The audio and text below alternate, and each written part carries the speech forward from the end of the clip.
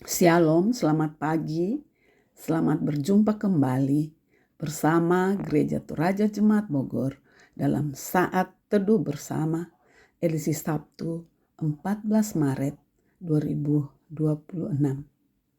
Kita akan membaca dan mendengarkan firman Tuhan. Namun sebelumnya, mari kita berdoa. Bapa di surga, Bapa dalam nama Tuhan Yesus Kristus, terima kasih, kami bersyukur untuk anugerah-Mu dan penyertaan-Mu hari lepas hari sampai saat ini. Terima kasih atas hari baru yang Tuhan jadikan dan kesempatan yang baru. Kami mau membaca dan merenungkan firman-Mu. Hadirlah Engkau ya Bapa, kuasai kami dengan Roh Kudus-Mu, agar kami dapat mengerti akan firman-Mu, untuk kami lakukan dalam setiap kehidupan kami. Berfirmanlah ya Bapa, kami anak-anak-Mu siap mendengarkannya. Dalam nama Yesus, amin. Pembacaan diambil dari 1 Samuel 15 ayat 32 hingga 34. 1 Samuel 15 ayat 32 hingga ayatnya yang ke-34. Firman Tuhan, kata Samuel, bahwa kepadaku Agag raja Amalek. Agag datang kepadanya dengan gembira, pikirnya, tentu kepahitan maut telah berlalu. Tetapi kata Samuel, sama seperti pedangmu telah membuat perempuan-perempuan kehilangan anak, demikianlah ibumu akan kehilangan anak di antara perempuan-perempuan. Lalu Samuel menyembelih Agag di hadapan Tuhan di Gilgal. Kemudian Samuel pergi ke Rama, sedangkan Saul pergi ke rumahnya di Gibea Saul.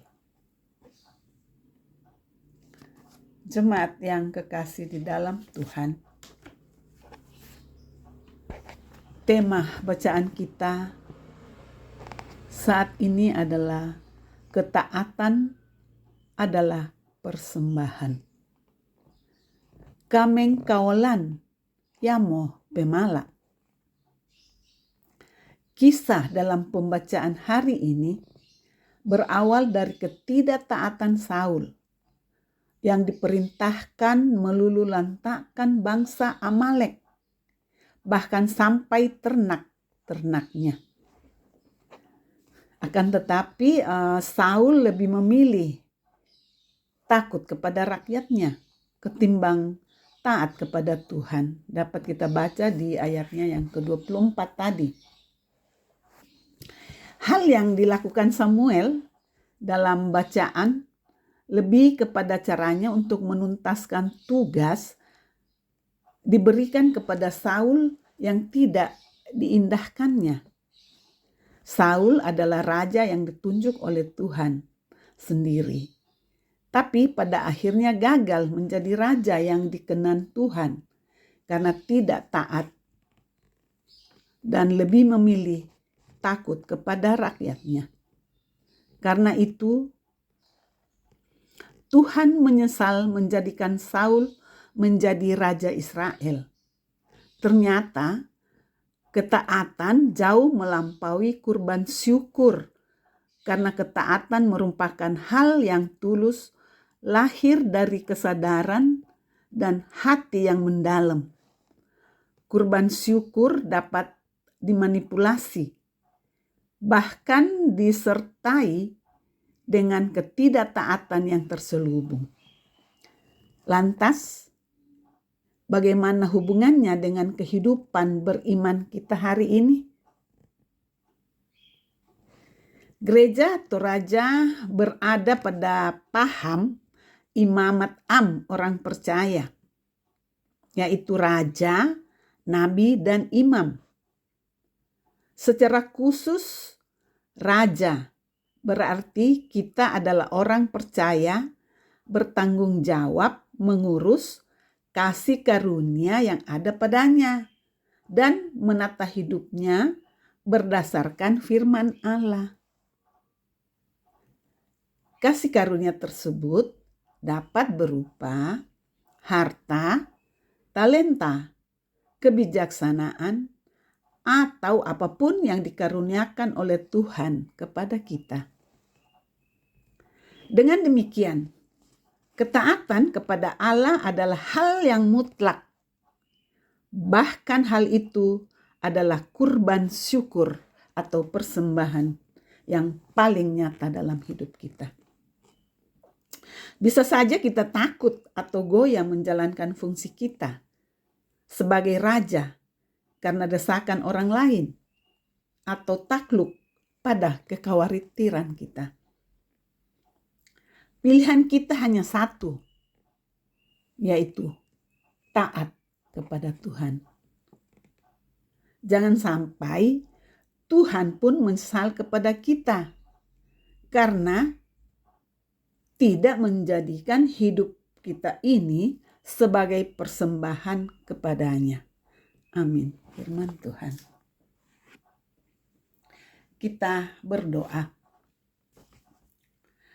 Kami bersyukur dan berterima kasih kepadamu ya Bapa di surga atas firman-Mu yang mengingatkan kami untuk menjadi orang yang percaya, bertanggung jawab, mengurus kasih karunia yang ada pada kami dan menata hidup kami berdasarkan firman Allah.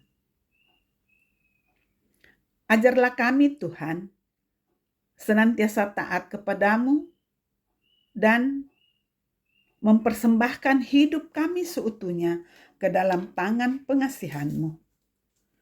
Jadikanlah hidup kami ini Tuhan sebagai persembahan kepadamu. Kami berdoa untuk bangsa dan negara kami, agar selalu bersatu untuk membangun bangsa yang kokoh dan adil. Berkati Bapak Presiden dan jajarannya untuk membimbing bangsa ini lebih maju. Kami berdoa untuk saudara-saudara kami yang bersyukur karena ulang tahun atau yang bersyukur karena berkat-berkat Tuhan. Sempurnakanlah syukur mereka. Berdoa juga untuk yang sakit dan yang bergumul. Berkatilah mereka ya Bapa. Hiburkan dan kuatkanlah mereka melalui kasih-Mu yang tak terbatas. Kami berdoa untuk para lansia usia indah. Bapa, berikanlah kesehatan dan kekuatan bagi mereka.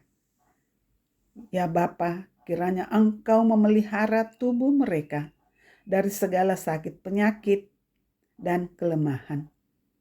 Berikanlah mereka kesehatan yang optimal, sehingga mereka dapat menjalani hari-hari mereka dengan sukacita dan semangat.